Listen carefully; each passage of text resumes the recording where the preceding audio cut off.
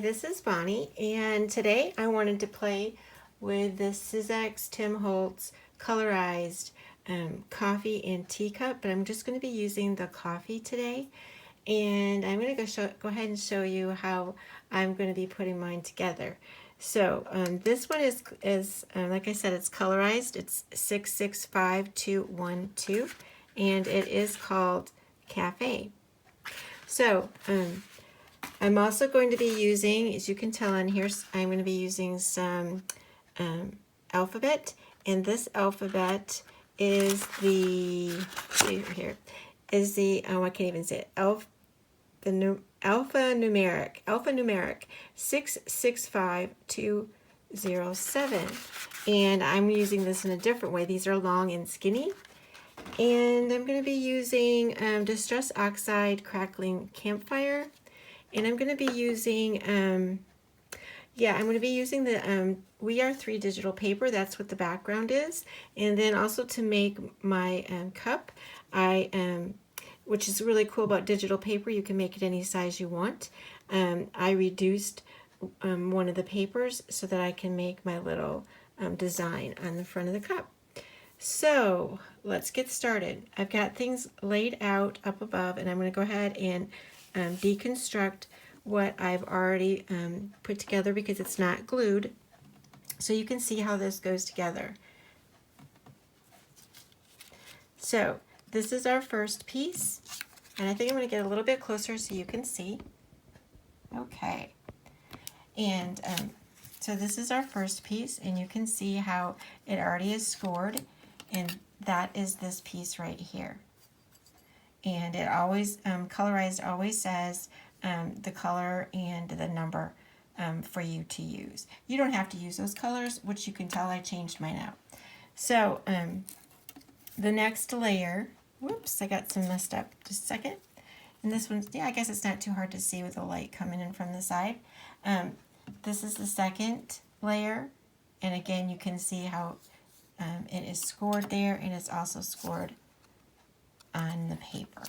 So that's 1 and 2, and then the next one, of course this is not exactly how I'd layer it, but this is how I cut it, because this one's number 4, and that's 1, 2, I think this must be, yeah, this is 3, this is how you would layer it. Whoops, yeah, I did that the right way. And this one is kind of like, it's hard to see in the cover, and you have to kind of like, it's just a highlight for your cup, and that is this one right here, and that is how you would layer it, just that way. Okay, then the next one would be, this is number 4, which is nice because they do tell you the way to layer it, and that is this piece right here. Okay, and then let's see, make sure I've got these in order now. That was 4, and yeah, this is 5. It looks like almost like a B. And that is actually I call it a C, but it's just the highlight to give you shadow for your cup holder part. And then this is a combination die, and you kind of like wonder, okay, now what is this? But I'll show you just a second. This is number 6. And again, they just say to do it again in brown because that's what it's like on the cover. And so basically, these right here are the swirls for the top of your cup. This right here is the side of your, to make it look like it's more 3D, is the side of your cup. I call it cup holder. I don't know, whatever you want to call that. And I cut that out of the same color, so it's not giving me any kind of dimension. So that is why I pulled out the Crackling Campfire, because it goes really well with this paper. And it will highlight it by allowing me to put shading on it with the ink. And then these pieces are very small, so I'm going to hold them in my hand so you can see them. And they are what highlights the top of the cup and give you definition. Actually, this little tiny piece goes inside of that one, and you'll see when I put it together, and this is just to highlight the one layer of the cup lid. So there's one piece that you cut out. If you look at this, I didn't see the reason to, because it's what's in between these two pieces. It actually comes out as a piece. You don't need that. It's just that's the way it has to be made. So you don't need, I kind of like call it the middle piece. It's just that's the only way they can make it, so that you have the layers between. So yeah, the next one would be if you want steam for your coffee. And that's these little, they look like little swirls. And the one is highlights the other. So this is the background one, this the bigger one, and then this is the one that highlights it to give it its, well, like a highlight, making it lighter. And they tell you to cut them out in gray and 2 grays, and I use a white and a gray. So I'll show you those, and that's the white and the gray. So now we've got all our pieces and we're ready to put them together. But before I go ahead and put them together, I am going to distress this little piece, like I told you, to make it a little bit darker. So move that up so you can see. It's only going to take me a second here. I'm just going to, I want it to be darker than the rest. And I'm going to use a blending brush and just a little bit of ink.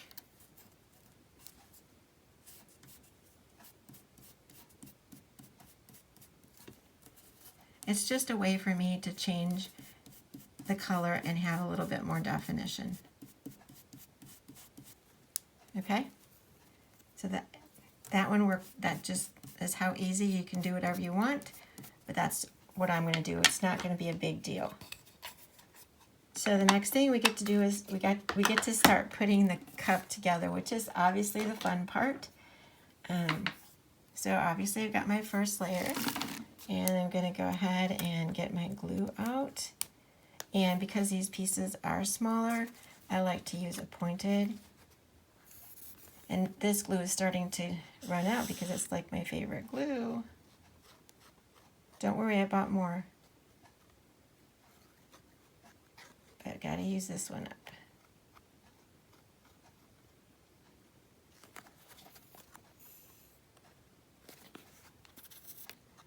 And so probably that part that's going to take me the longest is just getting glue on the tiny pieces.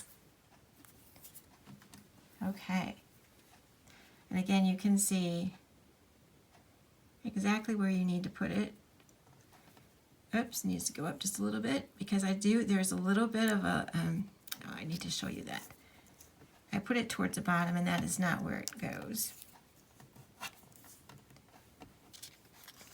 Because you can see that there's a little score line down there at the bottom.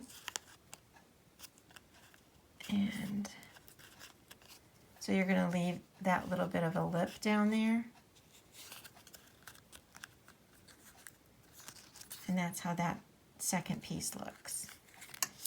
And then because they want you to highlight it, like I said, you're going to put this, actually putting it together once you've got it laid out is really simple.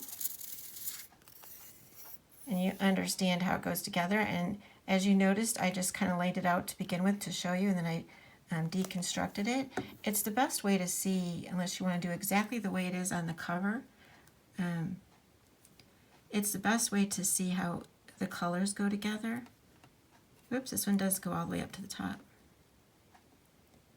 It's harder to see when you have a phone or a camera in front of you when you're filming exactly. So it's really not that hard. Okay. So then it would be, I always call this like the cup holder part. I'm sure there's a name for it. Whatever it is you put around typically your cup so that it's not as hot to hold, I guess, is what the intention was for it.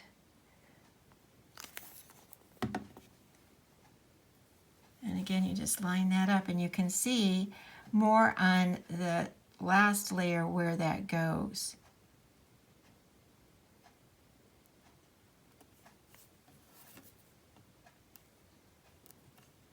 And you always have a little bit of time to change things out when it's wet, the glue.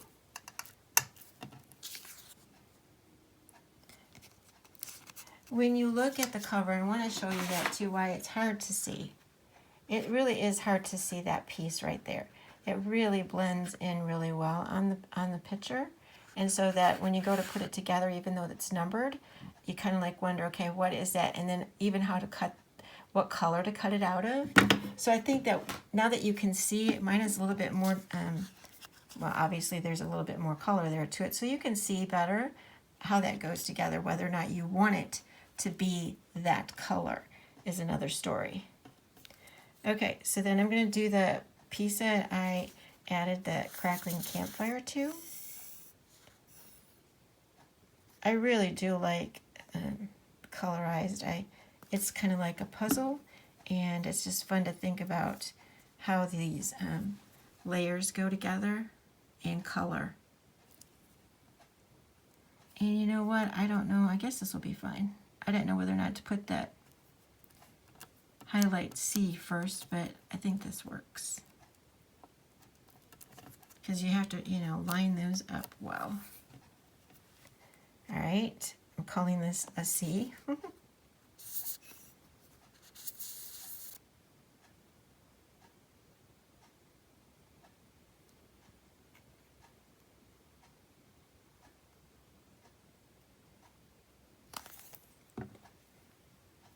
And that's just basically to, I'm going to move my hand so the shadow kind of blocks that. I didn't want the overhead light because it glares. I wanted the natural light, and then because of where the natural light is coming from, my hand will tend to block that. So I'll lift that up so you can see. And then the parts that are obviously the hardest parts are the smallest parts, as always.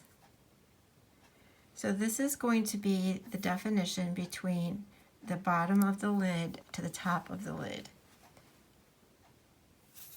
And actually you're getting a better view than I am because the black behind it makes it harder to see. But the light makes it easy to see in the filming. All right. I know people have these little gadgets so they can hold teeny tiny things. But I seem to be okay. And then sometimes what I'll use is my paper piercer to adjust, and it works really well. But this worked fine, other than seeing the glue for a second. So that's where that one goes, and it's really cool because it's got the little sides to them, so they really look like it's curving around the cup. All right, and then the next one, you could say it almost looks like a smiling oval. And like I said, you'll be able to see not to use the one that's in between this one and the solid one. It's just how it has to be cut and made. All right, and this shows up really well for the score lines. You can see it. Oops. And I guess there could be a right and wrong side to this too, but that worked. And again, like the glue will dry and it'll look better. And then I need my teeny tiny piece. There it is. And this is the piece that you need to be really careful with because you can lose that piece. So you want to make sure when you go to cut it out, you have it in a place where you can see it and you won't bump it. Not that it's a big deal to cut it out again because it really isn't. And I would say you can cut pieces out as you go, but then you can't really lay them out ahead of time to see how it's going to go together. Here, I'm going to go to the side again so you can see better with the light.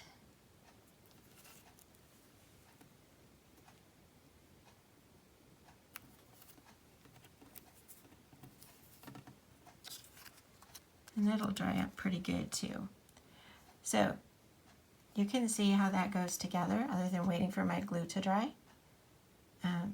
The cup is really fun. Now again, I'm not adding right at the moment the swirling steam because I'm going to be putting this on the card. So I'm going to go ahead and show you the next step. I'm going to get it set up so you can see it. Okay, so I think I'm ready to do the back, do the actual card, and I'm going to explain to you a little bit of what I did. I'm going to come up just a tad so I can see what I'm doing. And I went ahead and put foam tape on the back of, these are so substantial once you put them together. It's really kind of cool. I really like thinking of all these other things you could actually do with this besides just putting it on a card. So I needed to set this up so that I knew where I wanted to put the lettering. And I want to explain to you what I did about the lettering. The M here up at the top is the stretch letters.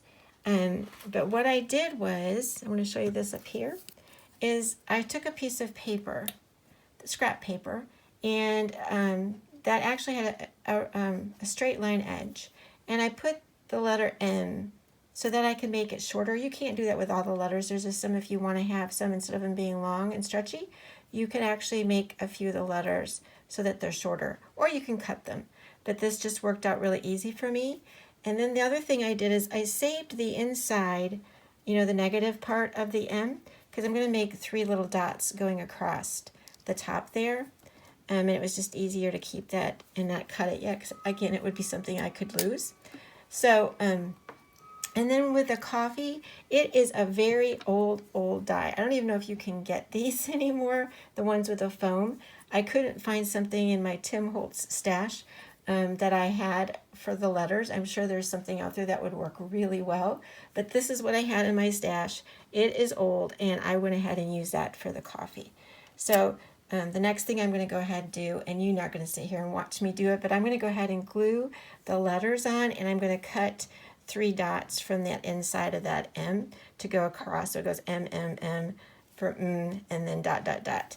So, and then the next thing I'm going to do, so if you want to see me do that, I am going to be using the stencil for the top corner on the left and at the bottom right.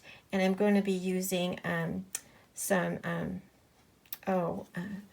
a molding paste, and I'm going to be using also some of the Tim Holtz glaze to put on both sides. So I'm going to go ahead and get this glued down and get the get that ready to show you how to do the stenciling. Okay, so I have the letters put on and I have the steam put on the card now. I wanted to tell you something. You did not need to use the inside of these M's to make your dots. There are actual dots in the, if you wanted to cut those out again, there's actual dots in this die set that you can do, but they're kind of a square looking dot. They're not a circle dot anyway. So, and they're probably smaller, but that's okay. You can do it this way or you can do it a different way. Use any dots you want. So the next thing I'm going to be doing is I'm going to be using the Tim Holtz, and this one is THS144. I didn't look up to see what the name of it was. Sorry about that, but if you have that number, you should be able to find it easily.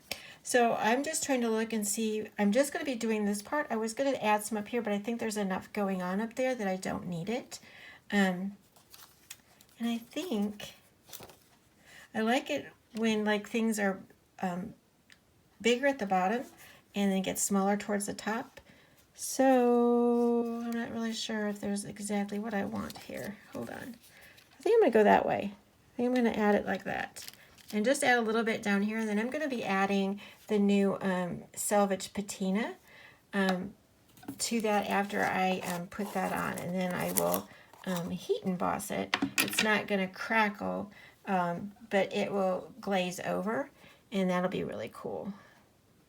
So I'm not using very much. I'm using golden molding paste for this part.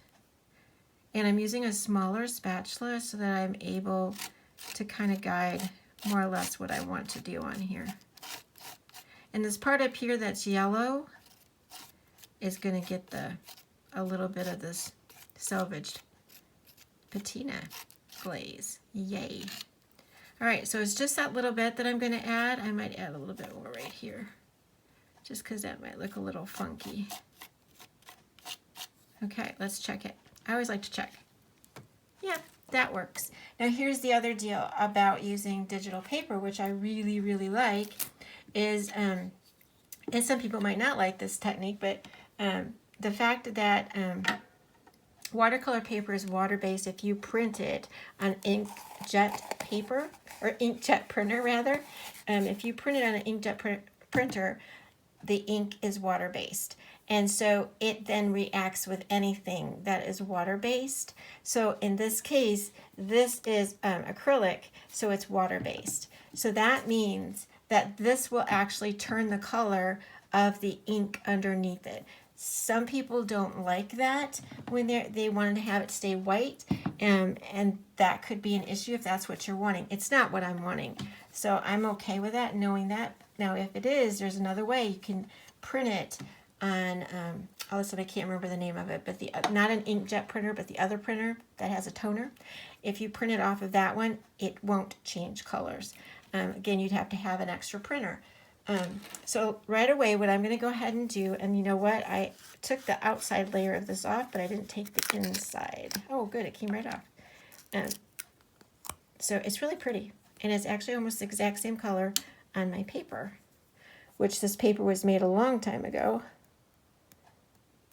And so I'm not going to use tons, but this will give a little bit of texture, and if I want it, like I said, it's not going to be white no matter what I do. But it'll give me the texture, and I really like that. I need my paper. So there's not a lot of texture going on, but there's enough. I'm going to let that dry, and then I'm going to heat emboss it, and I'll be right back. All right, so I'm actually finished with the project, and I've turned it into a card. But I wanted to go ahead and show you how this looks when you add that glaze to the molding paste, and then you let it dry, and then you heat emboss it. It looks like shiny ceramic dots that are on your paper. It's just really super cool. So so excited about how that turned out, and just all the different techniques you can do using Tim Holtz products. It's super cool. So I just wanted to thank you for stopping by, and if you could like and subscribe, that would be great. I'll have the products I use down below in the description. Again, thanks for stopping by.